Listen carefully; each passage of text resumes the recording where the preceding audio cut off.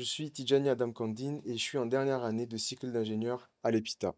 Alors, lorsque j'ai intégré l'EPITA, c'était vraiment tout tracé dans ma tête parce que je savais que je voulais faire de l'IA et en regardant sur les différents forums, les différents classements, j'ai vu que c'était parmi les écoles les mieux classées et j'avais pas l'occasion de faire de JPO parce que je viens du Niger, mais en voyant les vidéos, en discutant avec des élèves sur le Discord, j'ai su que ma place était là et que même la majeure SCIA, c'était celle qui me correspondait le mieux. Donc j'ai directement intégré la prépa et maintenant l'histoire suit son cours, hein. Bonjour, moi je m'appelle Furslin Quentin.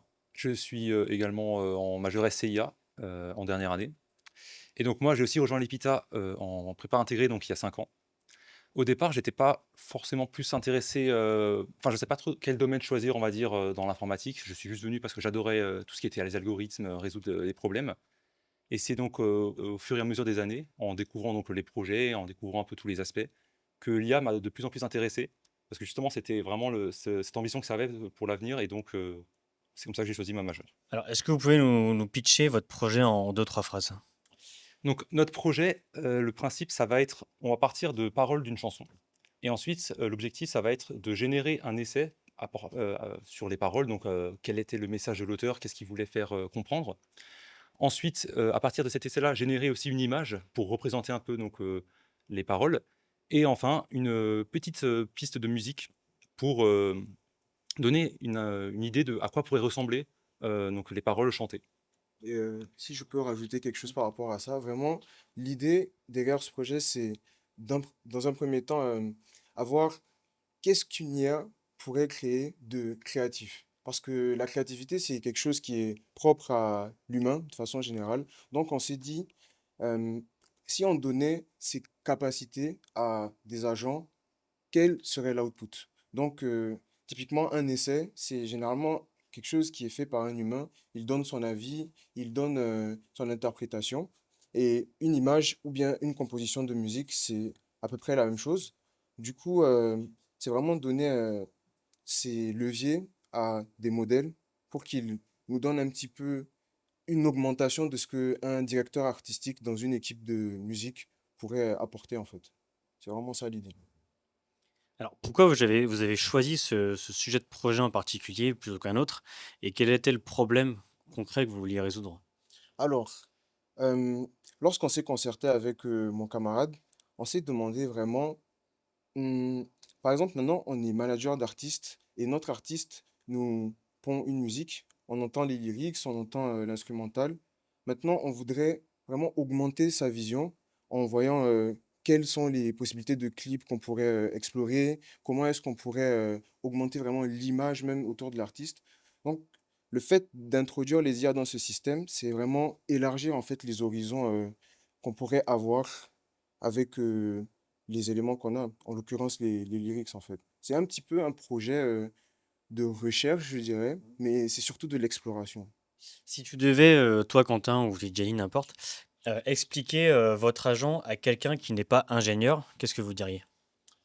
Donc, pour moi, un agent, ça va être donc un outil qui va permettre de résoudre une tâche assez spécifique. Généralement, les agents vont être assez spécifiques pour résoudre, certains types de tâches. Par exemple, que ce soit, un outil pour une tâche spécifique ou alors, un agent qui va faire, de la réflexion pour, par exemple, écrire, l'essai et donc ensuite, donc ces agents-là pour permettre du coup d'améliorer les résultats, on va dire du modèle de langue de base. C'est pour, voilà, lui donner un peu plus de matière pour, répondre aux problèmes. Et si du coup on doit approfondir et apporter, enfin définir ce que notre agent y fait, c'est plutôt une combinaison d'agents, mais on va parler de ça un peu plus tard.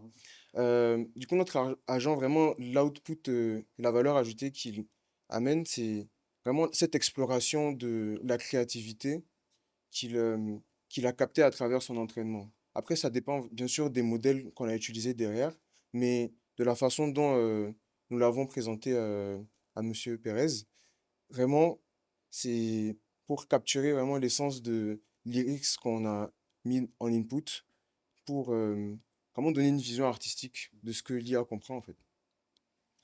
Alors, tu disais qu'un agent, on lui confie des tâches. Quelle était, la tâche principale que vous avez confiée à votre agent, vous? Donc, nous, comme l'a dit Jenny juste avant, on avait plusieurs agents qui travaillaient ensemble pour résoudre la tâche. Donc, on avait tout d'abord un agent qui était, on va dire, comme un chef d'orchestre. Donc, il donnait un peu les missions aux autres agents et il faisait aussi le plan donc pour savoir voilà, quel agent va s'occuper de quelle tâche spécifique. Et ensuite, pour chacune des parties, donc pour la partie essai, donc génération de l'image, et ensuite ce qui était donc la génération de la musique, on avait à chaque fois aussi un agent spécifique pour chacune des tâches. Donc pour l'essai, comme je l'ai dit, c'était l'agent réflexif, donc il va réfléchir plusieurs fois, il va remettre en cause donc ce qu'il a généré pour essayer d'améliorer donc son résultat. Pour ce qui est de l'image et ensuite du son, on va utiliser des patterns, des agents tools Mmh. qui vont donc pouvoir prendre utiliser d'autres, on va dire, d'autres outils que juste l'IA. Donc par exemple pour la musique, des librairies Python pour pouvoir convertir du fichier texte en son. Et donc pour ça, on utilise souvent l'agent tools parce que l'IA de base ne peut pas, enfin le LM de base ne peut pas le faire. Mmh. Mais en lui donnant cet outil-là, il va pouvoir du coup générer une musique à partir du son. Et de la même façon pour l'image, en fait, de la façon dont on a procédé, vraiment, on va prendre l'output du modèle qui a produit l'essai et on va dire, OK, à partir de cet essai, essaye de comprendre en fait le sens poétique, le sens profond de ce qui sort de ça et génère une image. Et on a fait appel à du coup le Design Pattern Tools qui utilise des modèles spécialisés en fait pour la génération d'images. Comment vous avez tranché, disons, pour faire ces choix-là entre vous? Alors en fait, dans un premier temps, on a regardé l'état de l'art. Quels modèles étaient les plus intéressants pour faire ce genre de tâches? Et forcément, il y a la contrainte budgétaire. On est dans le cadre d'un projet étudiant. On va pas s'amuser à faire tourner des modèles avec des millions de paramètres et en plus qui demandent beaucoup de VRAM. Donc, vu qu'on utilisait nos GPU sur nos ordinateurs, on a essayé de trouver le juste milieu entre des modèles qui donnent des résultats convaincants. En l'occurrence, on a utilisé la Llama 3.2 en version médium pour les différents LLM dans chacun des agents. Et pour la génération d'images, on a utilisé Stable Diffusion, mais la version de 2022, pour que ça puisse tourner sur nos machines, parce que sinon, il fallait avoir des quantités de RAM que nous n'avons pas. Donc, on a vraiment essayé de trouver le juste milieu entre l'état de l'art et les ressources qu'on avait. Lesquels ont été les plus difficiles à prendre quand il a fallu trancher? Quand est-ce que c'était le plus compliqué pour vous? Alors, il y a une difficulté qu'on a rencontrée, c'était le fait que parfois, les modèles refusent de prendre certaines lyrics parce qu'ils jugent ça trop cru. Il y a des textes de musique qui abordent des thèmes un petit peu, on va dire, vraiment compliqués. Et le modèle de langue, dans sa création, on lui a appris que ce genre de choses, il ne doit pas donner de réponse à ça. Donc, il a fallu vraiment débrider le modèle en lui donnant des méta-prompts pour qu'il comprenne qu'on est dans un cadre de recherche et que, il faudrait quand même qu'il donne un output qui pourrait faire avancer la réflexion. Alors, à quel moment vous vous êtes rendu compte que ben, faire un agent, c'est pas juste en fait appeler un LLM? Oui, bah justement, dans notre projet, vu qu'on utilise plein d'agents, si on envoyait juste un prompt à un LLM, bah, on ne pourrait pas ensuite les interconnecter entre eux, prendre le résultat d'un des agents pour ensuite lui dire, bah, du coup, toi, tu vas faire ça, toi, tu vas prendre le résultat de l'autre agent pour ensuite générer ton image. Et donc, il y a toute une partie justement de gestion des agents, parce que certes, on a un agent qui va faire un peu chef d'orchestre, mais il va surtout donner le plan. Et ensuite, ça va être à nous quand même de se dire, OK, donc le plan c'est comme ça, donc toi, tu vas t'occuper de ça, parce que tu as la première partie du plan. Toi, ensuite, tu vas attendre que le premier finisse, par exemple, pour récupérer sa donnée, pour ensuite faire ça. Et donc, l'enjeu, c'est oui, de faire en sorte que tous ces LLM, voilà, enfin, tous ces agents, ils s'exécutent bien l'un après l'autre et dans le bon ordre. Et comment vous avez défini justement que ces agents ils fonctionnaient bien? Donc, tout d'abord, est-ce qu'ils produisent une réponse ou est-ce qu'ils plantent? Parce que ça peut arriver qu'ils plantent et n'arrivent pas à répondre. Et ensuite, une fois que donc il produit une réponse, ce qu'on va regarder, c'est déjà une analyse un peu qualitative parce que c'est compliqué pour quand on génère de la musique de dire à une IA, oui, est-ce que la musique est bien ou pas? Ouais. Donc, on va écouter quelques musiques, on va se dire, est-ce que c'est bien ou pas? Ensuite aussi, donc, les métriques, comme en parlait Monsieur Pérez, donc le nombre de tokens qui va être généré, donc le coût ensuite derrière, et aussi le temps que ça a mis du coup pour réfléchir parce que certains agents, notamment pour refaire l'essai, vu qu'on a utilisé le pattern réflexif, donc il va souvent se remettre en question et il va essayer donc d'améliorer sa réponse. Ça va prendre beaucoup de temps. Donc il a fallu trouver une sorte d'équilibre entre combien de temps je suis prêt à allouer aux agents pour avoir une bonne réponse. Mmh. Mais après, si c'est trop long, c'est pas non plus pertinent parce qu'il y a un moment où juste il va plus pouvoir Mmh. répondre plus. Et après, à l'utilisation pour l'utilisateur, le but, c'est aussi que ce soit assez rapide pour pas que ce soit trop ennuyant. OK. Et si je Oui. peux rajouter Mmh. quelque chose par rapport à ça, c'est que par exemple, dans le cadre de l'agent réflexif, il y avait des moments là où il y avait des boucles en fait. L'agent disait toujours la même chose d'une réflexion à une autre. Du coup, il a fallu trouver une façon en fait de l'empêcher de rentrer dans ce genre de boucle de réflexion qui bloquait en fait la suite du déroulement de la pipeline. Ou aussi dans la génération de musique, parfois l'agent produisait toujours la même piste. Et ça, c'est parce que, en fait, il, je vais pas dire qu'il hallucinait, mais il agrégeait les informations. Tu lui donnes un morceau, on lui donne un autre, il va garder en mémoire les deux et donc il va produire toujours les mêmes pistes. Donc, il a fallu vraiment lui faire comprendre que chaque morceau est indépendant. Donc, c'était important de prendre ces éléments en compte pour quantifier en fait le succès ou l'échec d'une tâche. Alors, vous avez parlé des coûts de fonctionnement. Est-ce que vous avez été surpris par ces coûts de fonctionnement? Alors, oui et non. Parce que dans un premier temps, on a essayé de passer par Hugging Face, qui met à disposition des milliers de modèles, ce qui est vraiment formidable, formidable. Sauf que ça a un coût. Il y a des modèles qui sont vraiment pas très chers, quelques centimes, mais il y en a d'autres là où on plafonne très vite le budget étudiant. Et dans la mesure où nous, on fait de la génération de musique et de la génération d'images, on a fait 2 tests et on n'avait plus de crédit. Donc, on a vite compris que ça allait coûter cher si on continuait sur cette piste. Ouais. Donc, on s'est dit qu'on allait juste tout tourner en local, ce qui a amené nos coûts à zéro. Mais à chaque fois, on définissait en fait des seuils pour voir est-ce que si on utilisait des API, combien est-ce que ça allait nous coûter. Donc, dans le projet qu'on a rendu au finish, on a vraiment cette comparaison de combien ça aurait coûté si on avait utilisé Hugging Face où on était passé par des API d'inférence ou en renant en local les modèles. Alors, qu'est-ce que ce projet, vous a appris à tous les 2 que vous n'auriez pas forcément compris avec un cours, plus théorique? Donc, pour ma part, ça a été vraiment le côté orchestration de tous les agents entre eux. Mmh. Parce que donc on a vu les patterns séparément. On a également vu le pattern multi-agent, donc qui correspond simplement à mettre plusieurs agents et à les faire communiquer entre eux. Mais c'est vrai que l'implémenter soi-même et surtout aussi parce que, par exemple, certains agents ont besoin du résultat d'autres agents. Et donc, c'est vraiment de réfléchir, quelle est la meilleure manière de faire exécuter tous ces agents. Aussi, on se rend compte du coup justement des problèmes que voilà, c'est compliqué à faire tourner, qu'on a besoin de beaucoup de puissance de calcul, que si on veut utiliser des bons modèles pour avoir des meilleurs résultats, ça va coûter cher. Et donc, il faut trouver ensuite aussi des justes milieux. Donc voilà, qu'est-ce qu'on est prêt à sacrifier, on va dire, en termes de performance, mais pour qu'ensuite on puisse l'entraîner sur nos PC et que ça marche bien.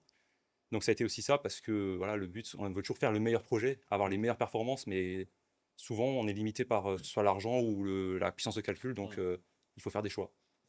Et aussi, il y a le fait que quand on écoute le cours et qu'on comprend les concepts, il y a cet aspect théorique je pense que c'est surtout un biais qui nous fait nous dire, ah, en fait, un agent, c'est juste ça. Le pattern tools, c'est juste ça, c'est juste connecter un outil. Mais lorsque on rentre dans le code et on comprend qu'en fait, c'est beaucoup plus profond que ça, Mmh. on se dit, ok, là, j'ai vraiment appris quelque chose. Du coup, vraiment mettre la main dans le code et le fait d'essayer, de rencontrer des difficultés, des erreurs comme ça, c'est vraiment formateur. Alors, vous avez parlé de difficultés, alors on va dire logistiques avec des gros guillemets, mais qu'est-ce au niveau intellectuel et réflexion, qu'est-ce qui vous a mis le plus en difficulté, sur ce projet-là? Bah, comme l'avait dit Quentin, c'est surtout le fait que il fallait pouvoir faire communiquer les agents entre eux sans que ce soit bloquant. Parce que, par exemple, l'agent réflexif, facilement, il va prendre, je dirais, 10 minutes pour produire un output complet. L'agent de génération d'images, il peut prendre 5 minutes et l'agent de génération de musique, il peut prendre 2 à 3 minutes. Si on dit que chaque tâche va être bloquante, ça va être un petit peu compliqué.